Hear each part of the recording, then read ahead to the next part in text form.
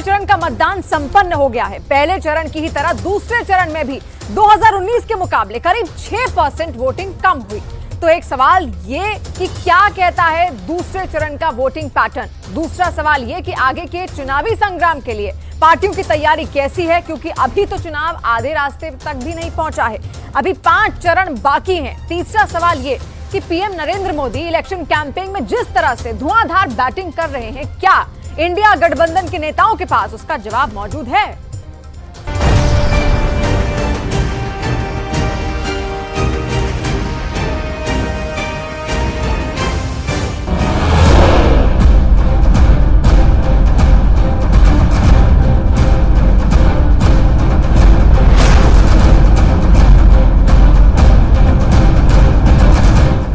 वायनाड में राहुल गांधी की, तिरुअनंतपुरम में शशि थरूर की,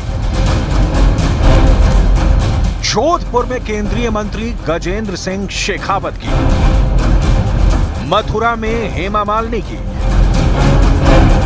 मेरठ में अरुण गोविल की, झालावाड़ में वसुंधरा राजे के बेटे दुष्यंत सिंह की, जालौर में अशोक गहलोत के बेटे वैभव गहलोत की, कोटा से लोकसभा अध्यक्ष ओम प्रकाश बिरला, गौतम बुद्ध नगर में डॉक्टर महेश शर्मा की। दूसरे फेज में 1206 प्रत्याशियों की किस्मत जनता जनार्दन ने ईवीएम में लॉक कर दी है। पलड़ा किसका भारी होगा? एनडीए बाजी मारेगा या इंडिया गठबंधन की जय जय होगी? फैसला अब 4 जून को आएगा। 2 चरण के चुनाव में 190 सीटों का अब तक का गणित क्या कहता है? मतदान के आंकड़े कौन सी कहानी बयां करते हैं और 1/3 सीटों पर जनता ने किसे किया है कबूल और किससे कर लिया है किनारा? वोट किसका घट रहा है, किसका बढ़ रहा है? इसकी पूरी डिटेल आपको आगे दिखाएंगे।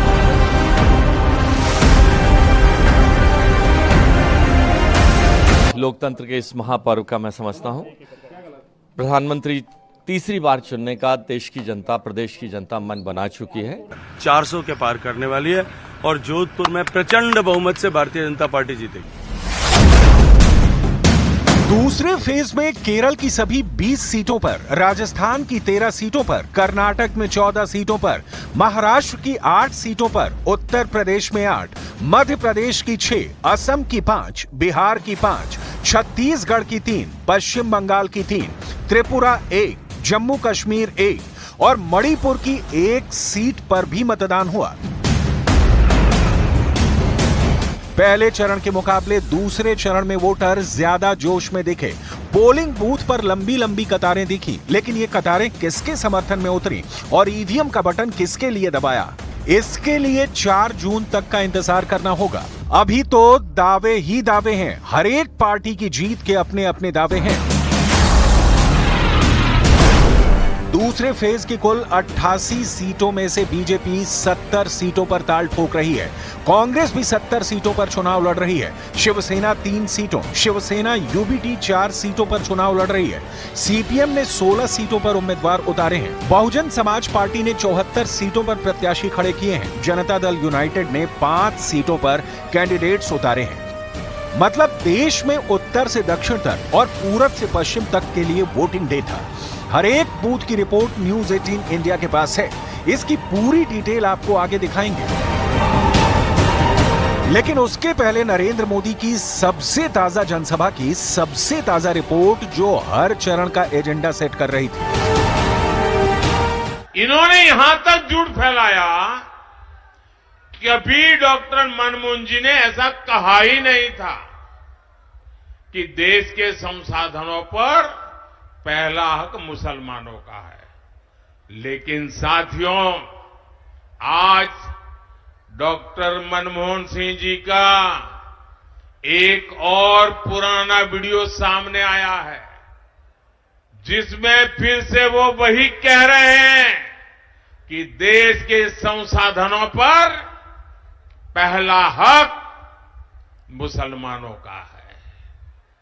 और ये वीडियो सामने आने के बाद कांग्रेस और उसका इकोसिस्टम जो आए दिन मोदी को गालियां देता था, आज उनको जैसे सांप सूंघ गया है, सांप सूंघ गया है। मिशन 370 के लिए बीजेपी का फोकस साउथ की सीटों पर है। इनमें केरल और कर्नाटक खास हैं। केरल में बीजेपी ने 10 या उससे ज्यादा सीटें जीत ली तो जाहिर तौर पर उसका वोट शेयर बढ़ेगा। इधर उत्तर भारत में बीजेपी सैचुरेशन पॉइंट पर है और कर्नाटक में भी बीजेपी 2019 के शानदार प्रदर्शन को दोहराना चाहेगी। पश्चिम बंगाल में इंडिया गठबंधन सिर्फ कागज पर है क्योंकि मुकाबला बीजेपी बनाम टीएमसी है और यहाँ वोटिंग का परसेंट भी दूसरे राज्यों के मुकाबले ज्यादा है। आप प्रधानमंत्री के भाषण देखते हो, घबराए हुए हैं, शायद कुछ ही दिनों में स्टेज पे आंसू निकल आए। तमाम एक्सपर्ट जो कहते हैं वो ये कि ज्यादा मतदान भी परिवर्तन के लिए होता है और बहुत कम मतदान भी परिवर्तन के लिए होता है। लिहाजा दूसरे चरण में वोटिंग का परसेंटेज देखने से पहले पिछला रिकॉर्ड देखना जरूरी है।